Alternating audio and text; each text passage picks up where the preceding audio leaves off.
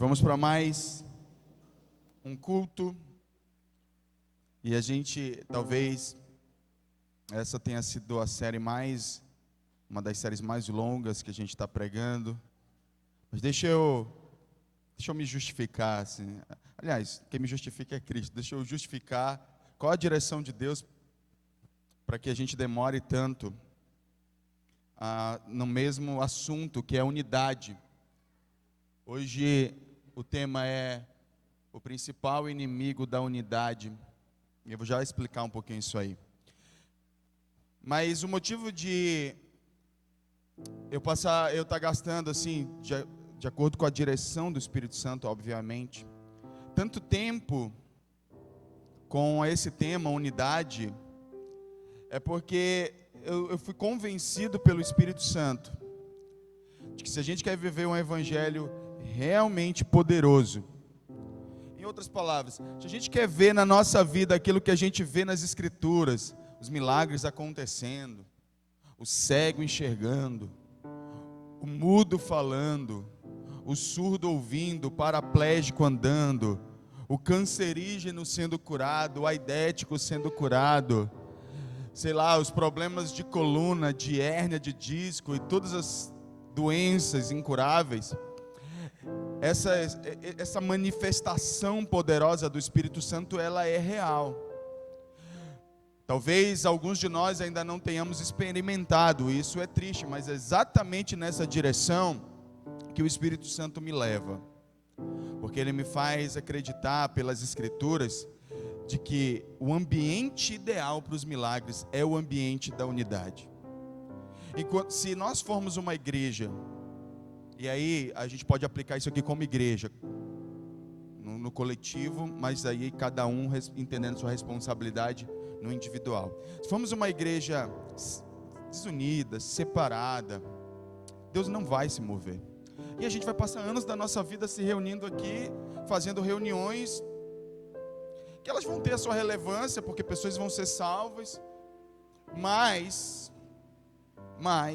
entretanto, todavia, a gente vai experimentar muito pouco do poder de Deus. Sem unidade, a gente experimenta muito pouco do poder de Deus. Você vai olhar nas Escrituras e todos os lugares onde houve um milagre, o ambiente, ele era de unidade. Ele era um ambiente de pessoas que criam, que estavam juntas, conectadas. Portanto, esse é o objetivo. Eu quero incentivar você, que é membro dessa igreja, a olhar com essa visão para esse tempo em que nós estamos aprendendo sobre unidade. Que a ideia é que quando as pessoas entrarem por aquela porta e nós orarmos pelos enfermos aqui, eles sejam curados, porque nós temos uma igreja unida, orando pelo mesmo propósito, com a mesma visão. Que as famílias sejam restauradas por meio do poder do Espírito Santo, porque nós somos uma igreja que está vivendo em unidade. Amém? Entre nós, com outros irmãos de outros lugares, sem nenhum tipo de soberba ou superioridade a respeito de quem quer que seja. Realmente que nós coloquemos nossa vida. Esse é o motivo. Atos, a gente vê em Atos, que é dos apóstolos, é o início da igreja. A gente vê ali muitos milagres e a gente, talvez, se você nunca se questionou, eu já. Por que a gente vê tão pouco hoje, nos dias de hoje, aquilo que está escrito na Bíblia? Porque a gente vê muito pouco o mesmo ambiente que tinha em Atos, a mesma atmosfera que havia naquela igreja. É uma igreja, por exemplo, que quando Pedro pregou a primeira mensagem, 3.000 pessoas se converteram. E aí essa igreja recém-criada, recém-inaugurada, ela tem a preocupação de manter todos os novos convertidos por perto, para alimentá-los segundo a palavra de Deus. E qual o resultado disso? Primeiro, a igreja foi capaz de acabar com a pobreza no primeiro momento, porque todo mundo que era pobre, o cara dizia assim: vou vender minhas propriedades e vou te abençoar. Se eu tenho duas, eu só preciso de uma, vou vender a outra e vou te abençoar. A igreja unida, ela é poderosa, inclusive para acabar com a pobreza. Você percebe? Mas isso só acontece em ambiente de unidade. E aí a gente vê Deus se movendo de maneira poderosa, a sombra de um cura, o lenço do outro cura, e aí você pergunta, uau, por que isso não está acontecendo? É porque a gente precisa construir o mesmo ambiente, a gente precisa do mesmo fundamento, a gente precisa estar junto, a gente precisa começar a fazer cair por terra tudo aquilo que nos separa e começar a nos conectar nos pontos comuns, naquilo que nós convergimos, a nossa fé em Cristo. Nossa fé em Cristo. Amém? Amém? Preste bem atenção, quero que você entenda isso aqui. Eu estou falando do motivo pelo qual eu já estou quase mais de um mês pregando sobre unidade.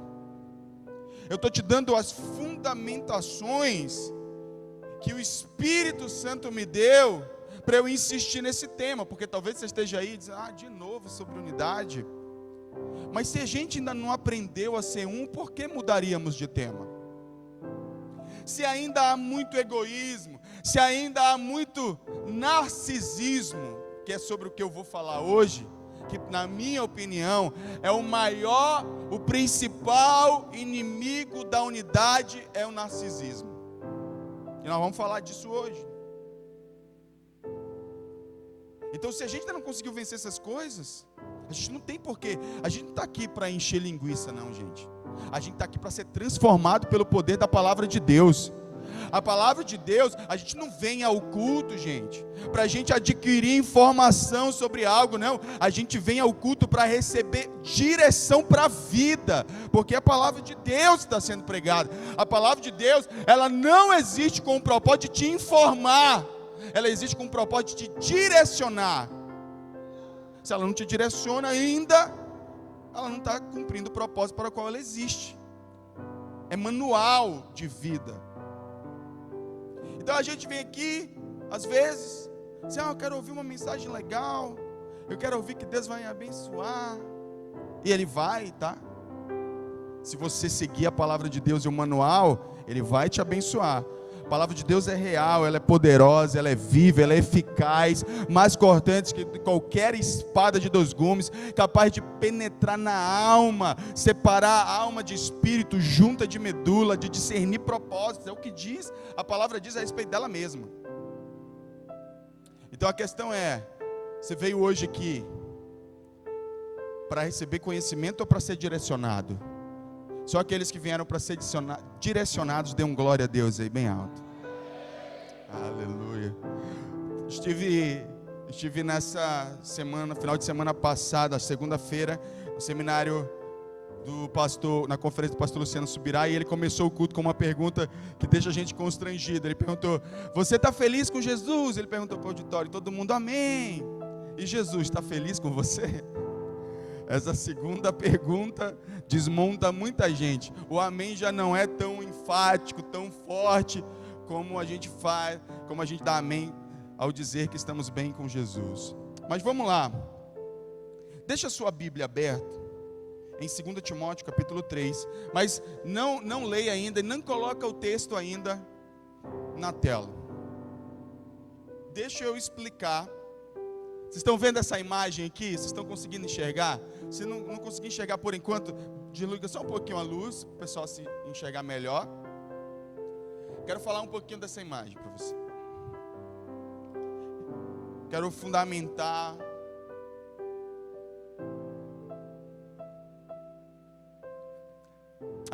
Acho que ao olhar a imagem não dá para discernir do que se trata, né? Talvez, não sei se alguém consegue fazer isso. Mas essa imagem aqui é do mito Narciso. Alguém já ouviu falar do mito de Narciso? Pouquíssima gente. Essa imagem é de Narciso. Na verdade, aqui é uma sátira atual para o mito de Narciso. Alguém que se adora pelas redes sociais. Afinal de contas, o narcisismo da nossa era, ele acontece lá, principalmente lá nas redes sociais, né? Mas o que é o mito de Narciso? Narciso, na mitologia grega, ele é um filho de um deus do rio com uma ninfa, que é uma espécie de deusa. E aí, ele nasce muito bonito. É a criança mais bonita, é o ser mais bonito da face da terra. E aí a mãe preocupada, a ninfa preocupada com medo de que Zeus matasse Narciso, ela foi consultar um sábio, perguntando-se porque naquela época nascer bonito demais era uma ofensa aos deuses lá.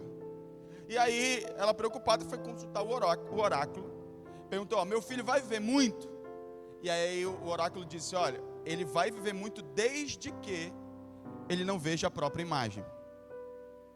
E aí aconteceu que, aí tem todo o desenrolar da história, que eu não quero gastar muito tempo aqui, mas no final das contas, Narciso, ele vai à beira de um lago, beber água, e ele vê o próprio reflexo.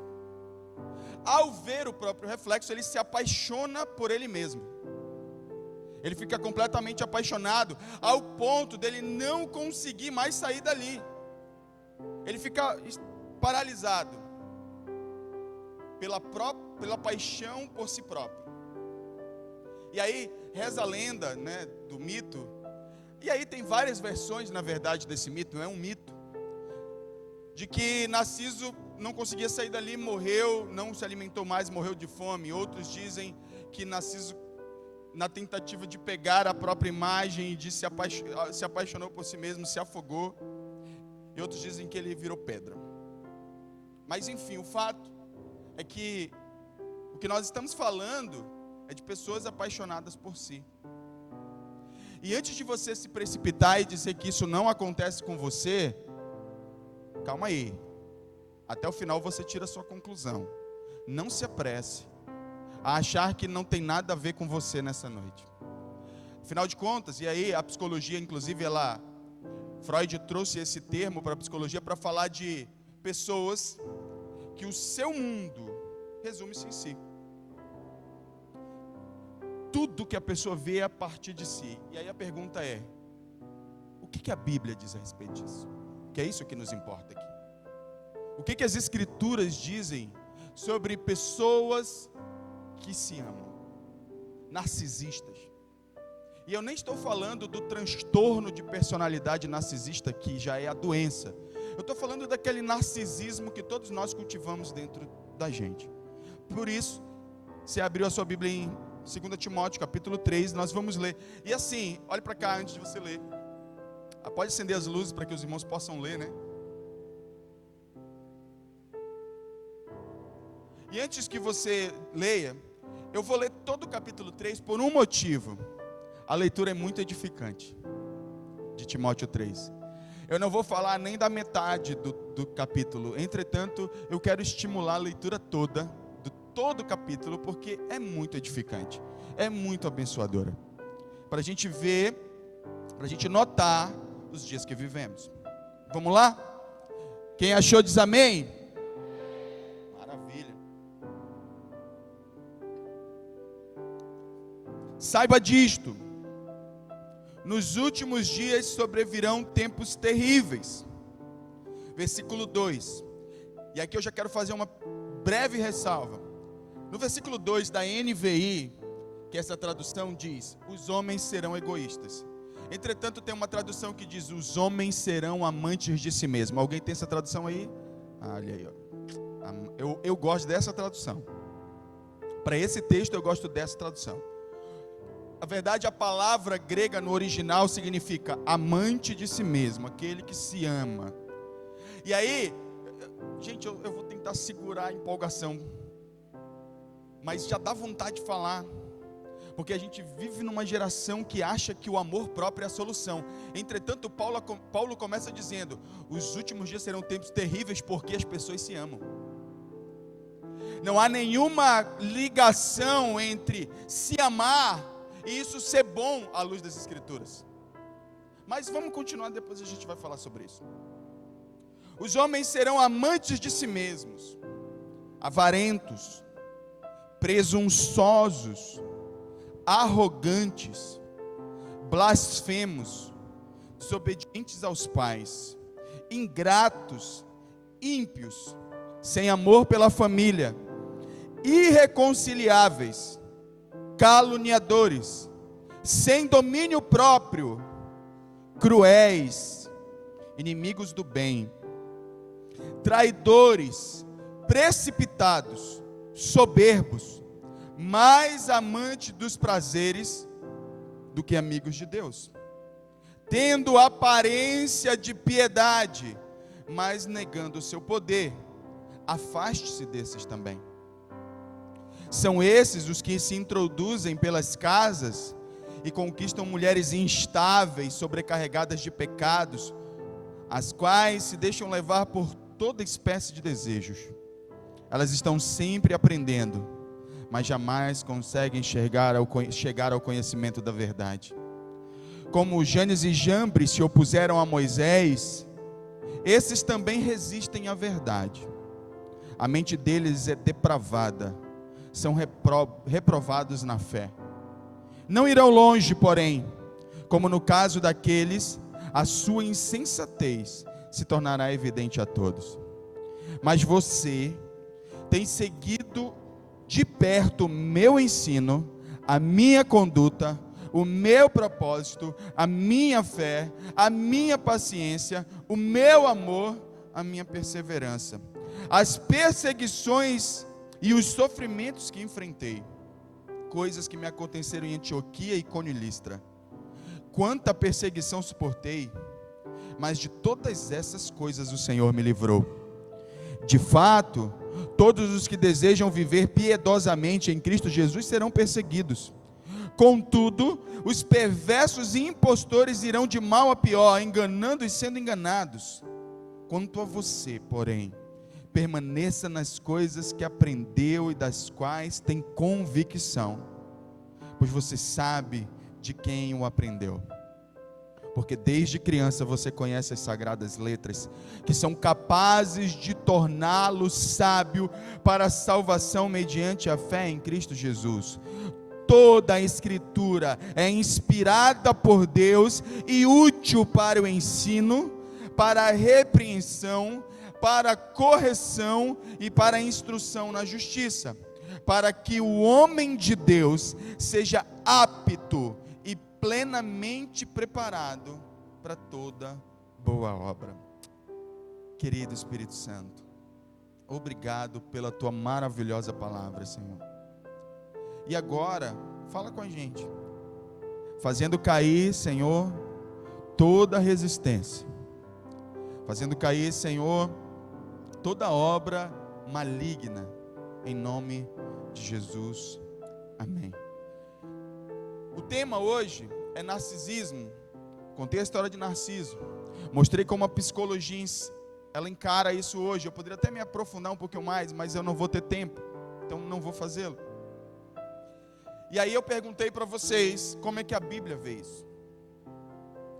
E aí a mensagem ela vai se concentrar no fato de que Paulo, ao ensinar o seu jovem discípulo Timóteo, Timóteo é um jovem pastor, e ele está pastoreando uma igreja, e aí o seu discipulador resolve ensiná-lo, resolve dizer para ele: olha, Timóteo, eu não vou negar para você qual o quadro das coisas, mas esse quadro ele pode ser encarado de maneira local, mas principalmente de maneira profética, ao falar dos últimos dias. E ele diz que os últimos dias seriam tempos terríveis. Agora, por quê? Diferente do que o mundo está dizendo e incentivando a maioria das pessoas, pasmem, dentro da igreja a se amarem, dizendo que essa é a solução do seu problema. Sabe quando é que vão parar de pisar em você? Quando você se amar. Não, sabe quando é que vão parar de pisar em você? Nunca. Sabe o que vai acontecer? É que você vai ter uma identidade suficientemente curada para entender que aquilo não tem valor, que o seu valor está em Cristo. Porque isso sempre vai acontecer. E todas as vezes que você tentar dar uma resposta de amor próprio para uma injustiça sofrida, a sua personalidade vai sendo distorcida. Por isso que os tempos se tornam terríveis. Teologicamente, alguns encaram todas as outras características citadas: avareza, presunção, arrogância, desobediência, ingratidão, falta de amor pela família, como sendo o resultado de amar a si mesmo. Porque a partir desse momento que você decide se amar, tudo o que importa é você. E você começa a se apaixonar por você mesmo, igual Narciso. Agora, a semelhança de Narciso, quando você se apaixona por você, você também morre. Você morre para as relações, morre para a vontade de Deus, morre para aquilo que realmente importa, viver o Evangelho. Portanto, nós precisamos entender que é uma mentira do mundo dizer para você que você precisa se amar. Quando Paulo está escrevendo e orientando o jovem Timóteo, ele fala lá no versículo 5, que essas pessoas, tendo aparência de piedade, elas negam o seu poder. Afaste-se desse também. Nós estamos falando de pessoas que estão dentro da igreja e elas estão dizendo que acreditam em Deus, dizendo que elas acreditam na Bíblia, dizendo que elas realmente acreditam no que está escrito, mas elas negam o poder. Nesse sentido, Paulo está dizendo o seguinte: são pessoas que falam sobre Deus, mas não vivem Deus. Falam sobre amor, mas não vivem amor. É a famosa hipocrisia. E aí, inclusive, ele vai fazer uma comparação com Janes e Jambres. Quem são esses dois indivíduos? Janes e Jambres são os magos que enfrentaram Moisés no Egito. Para quem já leu o Êxodo, a partir do Êxodo capítulo 5, Moisés vai libertar o povo de Israel, e ele chega com o faraó e diz: olha, Deus manda dizer para você que você tem que deixar o meu povo ir. E aí faraó, depois de alguns questionamentos, Moisés começa a fazer alguns milagres. Por exemplo, ele pega a vara dele e ele transforma numa serpente. A priori, o faraó fica impactado com aquilo. Então imagina, uau, realmente Deus deve estar falando, porque olha o que ele foi capaz de fazer. Entretanto, chegam Janes e Jambres e fazem a mesma coisa, mas não inspirados por Deus. A comparação é clara. Estou falando de gente que está dentro da igreja, que se diz cristão, que assume o personagem do cristão, mas no final o que realmente importa são os seus próprios desejos.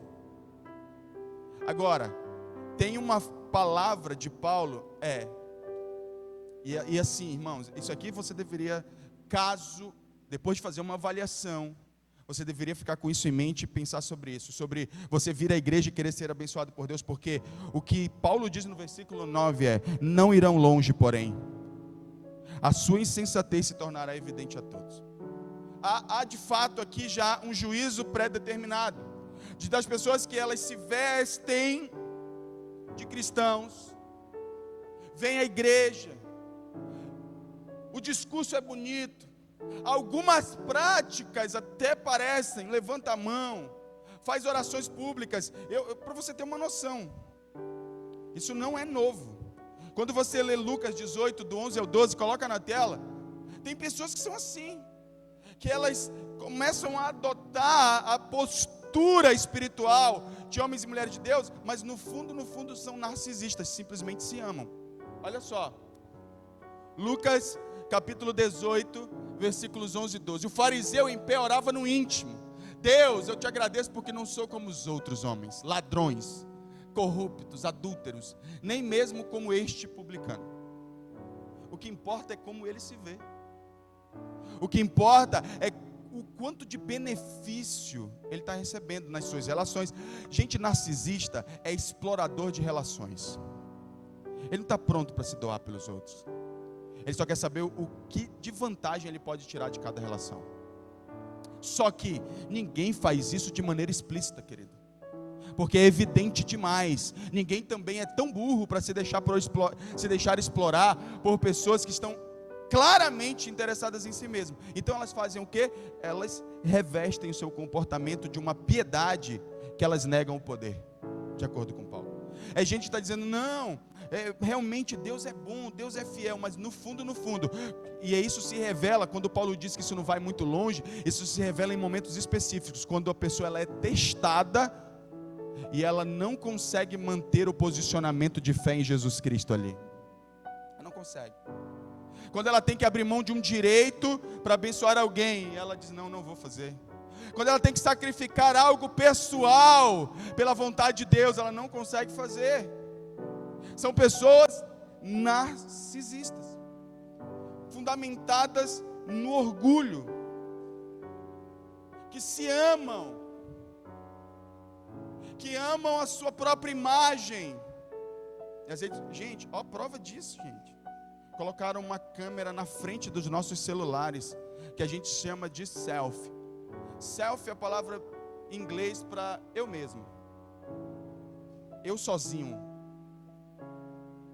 E a gente está tendendo, e nós estamos atentando contra a unidade que Deus quer promover no meio da igreja, quando a gente está com pensamentos narcisistas dizendo, eu me basto, eu resolvo, não preciso de ninguém falando nada na minha vida, eu não preciso de líderes, eu não preciso de conselhos, eu não preciso de ajuda, eu não preciso de nada, eu me basto, eu sou o suficiente. E aí você continua vivendo os mesmos ciclos da sua vida, porque você continua cultuando a si mesmo, porque é amante de si mesmo.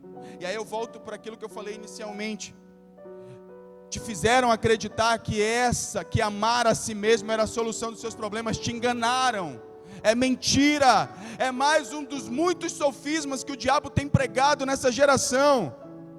É mentira. Amar a si mesmo não é a solução dos seus problemas. Ser amado por Deus é.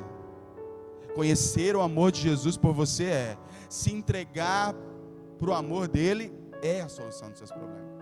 Paulo descreveu o tempo onde todo mundo estaria amando a si mesmo. Pense comigo, como dias terríveis. Já imaginou por quê? Se todo mundo se ama, quem é que ama o outro? Quem é que vai tirar um tempo para amar o outro? E o pior é que as igrejas estão cheias de pessoas assim, com aparência de piedade, mas são narcisistas, não querem se conectar com as pessoas, não querem se unir com as pessoas. A gente percebe que o narcisista, inclusive, Paulo diz isso no versículo 3, que o narcisista não tem amor pela família. Quando você começa a quebrar os laços mais primários, mais primitivos que nós temos, que é com a família, querido, se você não consegue mais amar sua família, você não vai mais amar ninguém. Se você é indiferente à sua família, se você é indiferente a tudo na vida, são os laços mais primitivos e mais necessários do ser humano. Mas estamos tão narcisistas que a gente é capaz de fazer escolhas na nossa vida, excluindo as pessoas que passaram anos da vida se doando a nós, nos abençoando, renunciando coisas por nós, como é o caso dos nossos pais, por exemplo. E aí você pode dizer, eu tive pais ruins. Gente, ter pais ruins, às vezes, eu não vou generalizar, às vezes é uma questão relativa. Porque para que você determine que algo realmente é ruim, você precisa conhecer a história que precede aquela pessoa. Porque talvez a única linguagem de amor que determinadas pessoas aprenderam na vida foi a rigidez.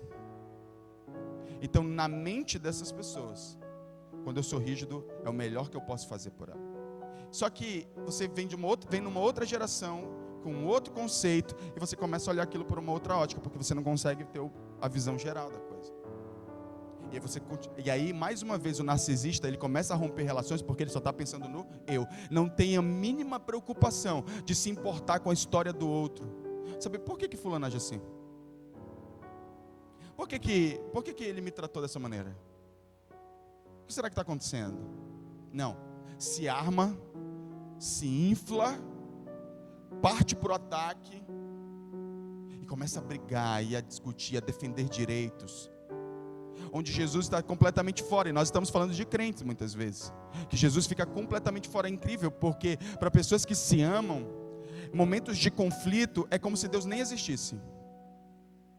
Elas não param e pensam assim, não, peraí, eu ainda sou crente, peraí, eu ainda nasci de novo, peraí, eu ainda entreguei minha vida para Jesus, então tem certos comportamentos que eu não posso ter. Não, para pessoas que se amam, elas ficam cegas pelo próprio orgulho. E aí, nós precisamos então começar a voltar a olhar para o outro. Querido, saia do modo selfie. Saia do modo selfie, onde tudo é você mesmo. Porque se qualquer coisa que acontece, você olha como aquilo te afeta, como aquilo te ajuda, como aquilo te beneficia. Tudo, você só pensa em você. E aí, vamos olhar para isso espiritualmente. O motivo pelo qual Deus não está se movendo na sua vida é esse. Talvez você tenha queixas contra Deus. Mas Deus isso, mas Deus aquilo. Mas peraí, Deus não está no lugar de senhorio na sua vida.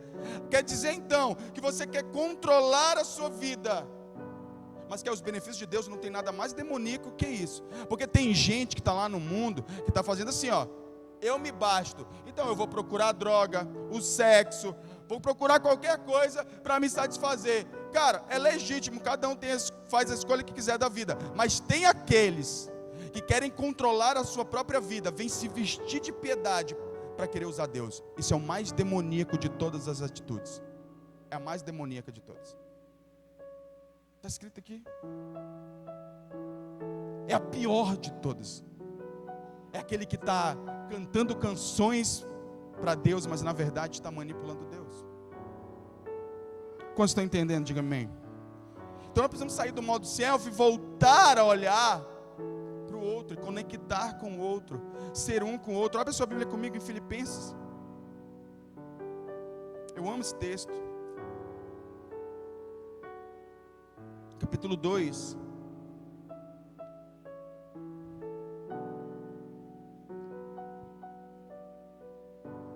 Vamos ler a partir do verso 1 até o 4. Se postarmos em Cristo, nós temos alguma motivação, alguma exortação de amor, alguma comunhão no Espírito, alguma profunda afeição e compaixão. Completem a minha alegria tendo o mesmo modo de pensar, o mesmo amor, um só Espírito e uma só atitude. Nada façam por ambição egoísta ou por vaidade. Nada façam por amor próprio. É a mesma coisa. Nada façam por se amarem. Nada, é absoluto. Nada façam por ambição egoísta ou por vaidade, mas humildemente considerem os outros superiores a vocês mesmos. Cada um cuide não somente dos seus interesses, mas também dos interesses dos outros. É curioso como narcisistas que estão revestidos de uma piedade que eles não acreditam. Por que Paulo diz que pessoas narcisistas, elas estão revestidas de uma piedade que elas não acreditam? Porque quando leem esse tipo de texto, elas negam. Elas podem até ensinar, mas elas não vivem. Elas fingem que esse tipo de texto não existe na Bíblia. Gente, está escrito aqui. Falei no começo, Bíblia não é para a gente ter conhecimento não, é para direcionar para a vida. E cada vez que você coloca em prática o que está escrito aqui, você recebe de Deus a justa recompensa, porque a palavra de Deus ela é poderosa, ela é eficaz, ela cumpre o propósito para o qual foi designada. E a Bíblia está dizendo, nada façam por ambição egoísta. Quando você for tomar decisão na sua vida, você nunca pode pensar apenas, entretanto você pode pensar nisso, mas o narcisista só pensa nisso. Como isso me afeta? Para o narcisista, para quem se ama, essa é a única pergunta existente: como isso me afeta? Para quem está vivendo o Evangelho, ele pensa, como é que isso abençoa os outros, mesmo que isso me cause algum dano. Paulo, quando estava escrevendo aos Coríntios, os coríntios estavam tendo um embate lá, e aí um queria jogar o outro na justiça, queriam ir a juízes ímpios, e aí o apóstolo Paulo pergunta assim, não tem um espiritual que sofra o dano? Não tem um espiritual que sofra o dano, que pare de pensar em si mesmo, e comece a pensar no coletivo? Pergunta, ela é pertinente para os nossos dias. Será que nós não conseguimos ser espirituais ao ponto de quando você tem que tomar decisões, de não pensar assim, ai, mas isso me afeta assim, ai, mas eu estou tão cansado, ai, mas eu estou tão triste, e tudo é você, tudo gira em torno de você, seus pensamentos, gente, a estrutura está tão posta que você nem consegue perceber, você está vivendo no nível de narcisismo, de amor próprio, que tudo que você pensa é como aquilo te afeta, como aquilo te beneficia, porque se te afetar negativamente, você não faz, se te afetar positivamente, você faz. Pessoas que negam a piedade, que falam de amor, mas não o vivem, que falam de fidelidade, mas não praticam, negam piedade. Quantos estão entendendo? Diga amém. E aí, sabe o que é pior? É que essas pessoas, existe uma corrente filosófica de deturpando a palavra de Deus. Aí vem um pastor, um crente, um pregador coach, que se ouve aí pela internet, aí você gosta, e assim, já parou para pensar? Pensa comigo, olha para cá. Já parou para pensar como essas mensagens motivacionais massageiam o teu ego? E como elas também são usadas para alfinetar os outros? Quantos indiretos você já mandou pelo status do WhatsApp com mensagens coach? Faz a conta aí. Picado, né? É impressionante. Aí bota lá assim, magoou com alguém. Aí pega a mensagem às vezes de um pastor, por isso que eu fico, meu Deus do céu, esses pregadores de coach tiram minha paz. Aí pega um pastor que está dizendo lá, diz assim, não, você tem que se amar, tire as pessoas da sua vida, afaste elas de você. Meu irmão, me diz aonde que está escrito, que diacho de Bíblia está lendo. Não faz o menor sentido, não tem alinhamento nenhum com a palavra de Deus. Mas a gente pega lá, porque aquilo enche o nosso ego, a gente larga lá como indireta para alguém. Pare de fazer isso. Se concentre na palavra de Deus. Morra para você mesmo. Morra para as suas vontades, morra para os seus desejos, nós vamos já falar disso. Mas aí o que os pregadores estão fazendo? Eles estão subvertendo a palavra de Deus. E com essas palavras de que você tem que ser seletivo, você tem que se amar.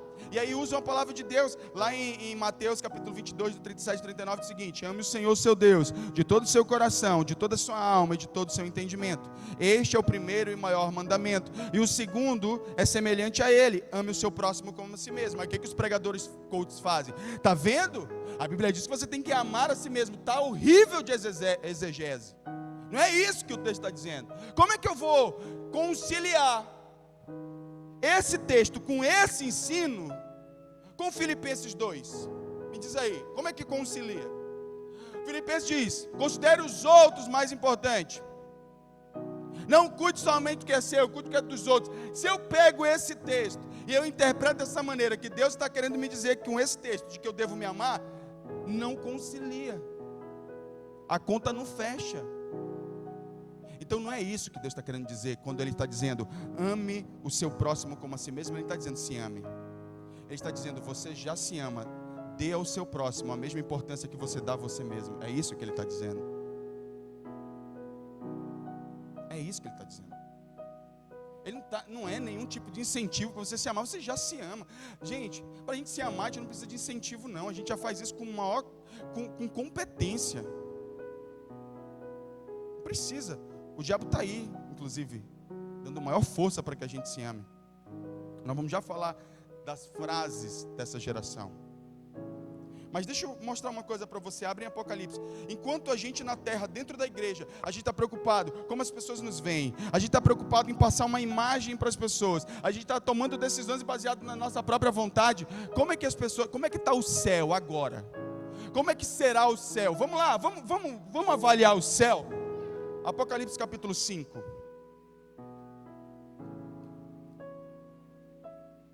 A partir do versículo 11.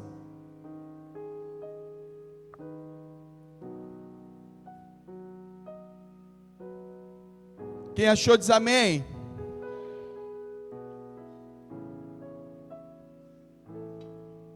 Diz assim: então olhei e ouvi a voz de muitos anjos, milhares de milhares e milhões de milhões. Então rodeavam o trono, bem como os seres viventes, os anciãos, e cantavam em alta voz: digno é o cordeiro que foi morto de receber poder, riqueza, sabedoria, força, honra, glória e louvor. Depois ouvi todas as criaturas existentes no céu, na terra, debaixo da terra e no mar, e tudo que neles há, que diziam: aquele que está sentado no trono e ao Cordeiro sejam o louvor, a honra, a glória e o poder para todos sempre. Os 4 seres viventes disseram amém, e os anciãos prostraram-se e o adoraram. Qual é a realidade do céu? A realidade do céu é que só tem um foco lá: Cristo, Cristo, Cristo, Cristo, Cristo. Devia ser a realidade da igreja. A nossa realidade deveria ser, ao entrar por essa porta: Cristo, Cristo. Se Cristo faria, eu também faço. Se é da vontade de Deus, eu faço. Se Cristo não faria, eu não faço. Cristo é a nossa referência. Reveja o seu modelo de sucesso. E comece a olhar para Jesus como modelo de sucesso. Não olhe para o dono da Amazon, para o Bill Gates, para o Steve Jobs. Não olhe para ninguém como seu modelo de sucesso. Nosso modelo de sucesso é Cristo. Cristo. Ele é a nossa referência. Ele. Mas a gente muitas vezes está aqui, só pensando na gente. E aí a gente olha para alguém ali, e a gente pensa: como que aquilo vai me ajudar? Como que aquilo vai me tirar de onde eu estou? Meu irmão, olha para Jesus. O céu está olhando para Jesus. Lá no céu está todo mundo fixamente olhando para o trono e dando glória, força, honra, poder, majestade ao Cordeiro. A igreja deveria estar fazendo a mesma coisa na terra. Afinal, a igreja é o povo do céu. É o que nós iremos fazer. Agora, olha isso aqui comigo. Isso revela muito do nosso destino. Porque pense comigo: se no céu o que acontece é isso aqui, se a gente não faz aqui, é muito provável que a gente não esteja indo para lá.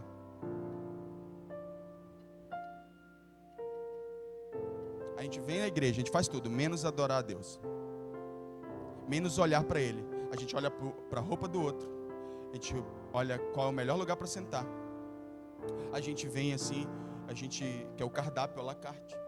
Espero que o pastor hoje pregue sobre isso aqui, porque eu estou precisando. Não tem centralidade em Cristo. Na vida do narcisista não tem centralidade em Cristo. O centro de todas as coisas é Ele. Ele tem que gostar de tudo. Ele tem que gostar do louvor. Ele tem que gostar da iluminação. Ele tem que gostar do que o pastor está pregando. Se ele não gostar, as coisas não estão boas para ele. Porque ele não veio aqui em busca de Cristo. Ele veio aqui como o centro. E aí todas as coisas devem orbitar ao redor dele. Não, esse não é o sentimento do céu. E aí eu volto e repito: se o céu está assim, centrado em Cristo, e é isso que nós, os salvos, iremos fazer. Se nós estamos sendo preparados para essa eternidade, dizendo glória, força, honra e poder ao Cordeiro, se nós estamos sendo preparados na nossa alma e nós não fazemos isso aqui, é muito provável que não estejamos indo para lá. Se você não vem à igreja fazer isso aqui, é muito provável que você não faça isso na eternidade. Aliás, é muito pouco provável que você faça isso na eternidade. Quantos estão entendendo? Diga amém. Vocês estão murchando, vocês estavam mais animados no começo. Olha, tem uma passagem lá em Coríntios, né? Estava até conversando com ele esses dias. A tristeza segundo Deus produz arrependimento. A tristeza segundo o mundo produz morte. Não fique triste segundo o mundo. Porque até isso, o narcisista, quando ele se entristece, ele fica triste com ele mesmo, ele começa a dizer: então não sou bom o suficiente, né? Então o mundo acabou. Não, cara. E como é que é o Filho de Deus? Ele olha para ele e diz assim: eu não sou bom o suficiente, eu reconheço isso, mas eu tenho alguém que é bom o suficiente por mim, Jesus. Então ele troca de posição com Jesus, ele deixa que Jesus tome a posição dele. Você está entendendo? Então, qual é a solução para o narcisismo? É a gente parar de olhar para a gente e olhar para alguém que é melhor do que a gente. Jesus. Jesus é melhor do que a gente. Ele é perfeito, Ele é poderoso, Ele é majestoso, glorioso. Toda a honra, glória, força e poder pertencem a Ele. Ele tem toda a autoridade. Um dia todo joelho se dobrará e toda língua confessará que Ele é Senhor. Ele é melhor do que a gente. Então pare de olhar para você e olhe para alguém que é melhor que você. Jesus. Afinal de contas, Jesus veio, queridos, para nos resgatar de quem? De nós mesmos. Abra sua Bíblia comigo em Gálatas 2:20.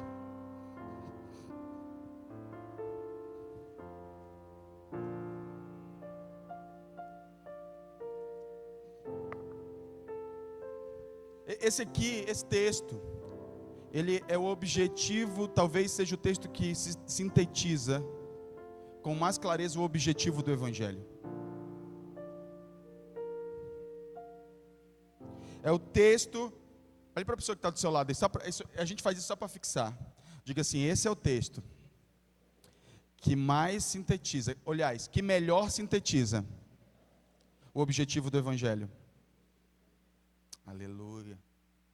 Então vamos ao texto. Fui crucificado com Cristo. Já não sou eu quem vive, mas Cristo vive em mim. Já não sou eu quem vivo, Cristo vive em mim. Não é mais você olhando para você. Agora tem alguém melhor que você controlando a sua vida, tomando as decisões por você, fazendo as escolhas por você, vivendo a vida que você deveria viver através de você. E ele continua: a vida que agora vivo no corpo, vivo-a pela fé no Filho de Deus que me amou e se entregou por mim. Não anulo a graça de Deus, pois se a justiça vem pela lei, Cristo morreu inutilmente.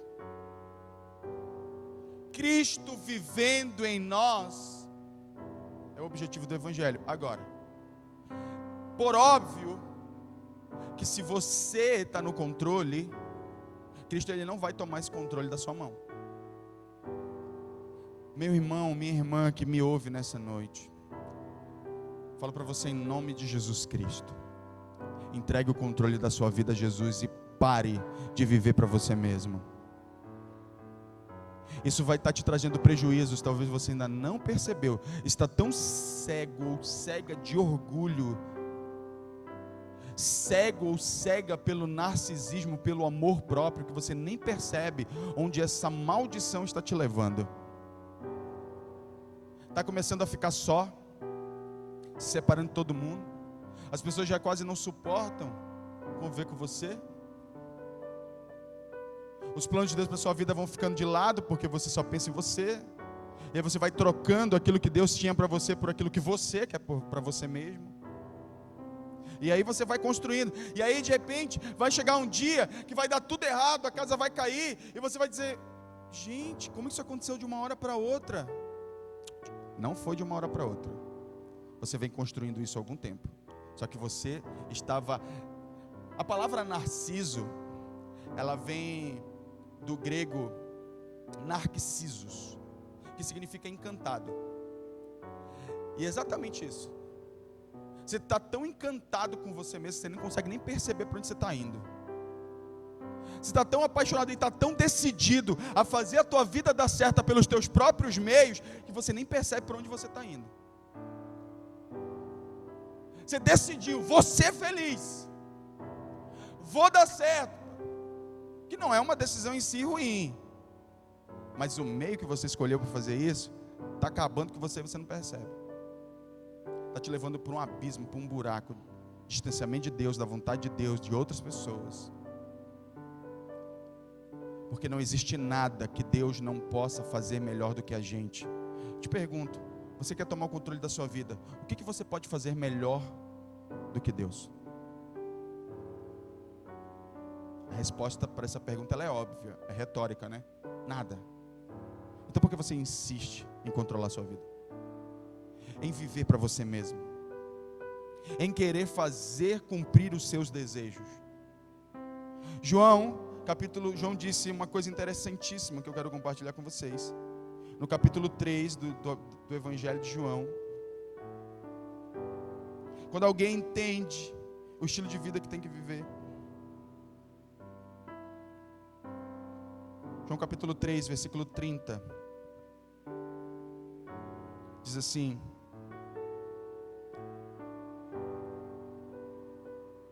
É necessário que Ele cresça e eu diminua. Só isso. É necessário que Ele cresça e que eu diminua. Até para cantar aquele novo, né? Que Ele cresça, que eu diminua. Fica de sugestão aí para os irmãos do louvor. Mais de ti e menos de mim. O que João está dizendo é mais de ti, menos de mim. Mais de Deus, menos de você. Isso tem atentado contra a unidade. Você pensar tanto em você, você entra em guerra com seus irmãos. Para a gente finalizar, sabe quais são as frases da nossa geração? Siga o seu coração. Se te faz feliz, faça. Eu mereço. Eu mereço. Depois de tudo que eu passei, eu mereço. São as frases dessa geração. Se você não se amar, ninguém vai te amar. Quantas dessas frases você já falou?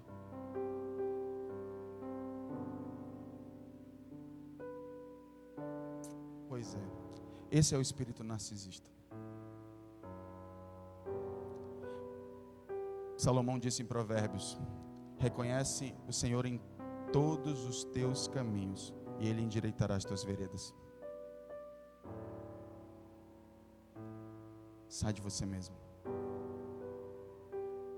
Em nome de Jesus. Queria chamar o pessoal do louvor aqui para se posicionar.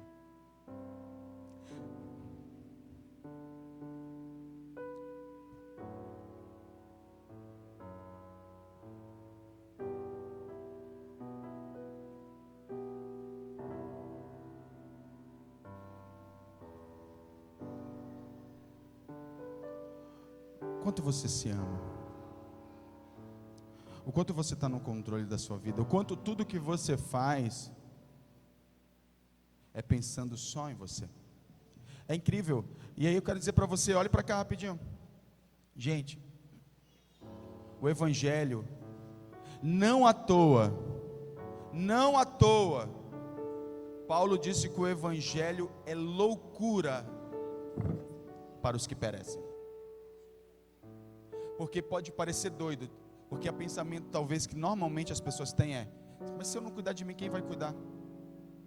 Você percebe a incredulidade? A incredulidade nessa frase? Está ali ela. Nas entrelinhas você está dizendo: se eu não cuidar de mim, Deus não vai cuidar de mim. Por isso que o narcisismo ele não pode ser correspondido por Deus. Porque se Deus corresponde ao teu narcisismo, ao meu narcisismo, ao nosso narcisismo, significaria Deus corroborar, dizendo que nós somos a origem de tudo na nossa vida, e Ele ia se colocar de lado. Então por isso que Deus não age nesse ambiente de individualismo. Deus age no ambiente quando eu estou me preocupando com os outros, quando eu me importo com os outros, quando eu cuido dos outros. Esse é o único ambiente onde Deus age. E não importa o quanto você tente lutar para mudar essa realidade, ela não vai mudar, porque essa é uma verdade imutável de Deus. Não há nada que possamos fazer a não ser crer. Sem fé é impossível agradar a Deus. Percebe? Percebe como as coisas vão se entrelaçando? Deus olha para a gente e diz assim: você precisa parar de pensar só em você. E aí a dúvida vem: mas quem vai cuidar de mim? Aí Deus diz: eu vou cuidar de você. Não, mas não é possível que o Senhor cuide de mim. Aí Deus diz: se você não acredita que eu posso cuidar de você, então eu não vou cuidar de você, porque você não acredita. E aí porque eu não, mas eu vou para a sua casa, eu vou para a igreja. Eu não acredito que o Senhor cuide de mim, mas eu vou para a igreja. Numa tentativa de tentar tirar alguma coisa do Senhor, conseguir alguma coisa do Senhor. Vou me revestir até de algumas ações piedosas. Entretanto, eu não acredito que o Senhor cuide de mim. Mas eu vou falar de amor. Mas eu vou dizer o que está escrito na Bíblia para as pessoas. Eu vou declarar fé no Senhor, mas eu não acredito que o Senhor cuida de mim. É tudo incoerente, meu irmão. É tudo incoerente. Esse é o motivo de não haver milagres. Esse é o motivo de a gente não estar vendo Deus agir, de talvez você pessoalmente não está vendo Deus agir na sua vida, na sua família, no seu casamento, na vida dos seus filhos. Porque você não acredita na palavra de Deus. E aí? Sem fé é impossível agradar a Deus, Hebreus 11:6. Porque aqueles que se aproximam de Deus precisam acreditar que Ele existe, que se torna galardoador daqueles que o buscam.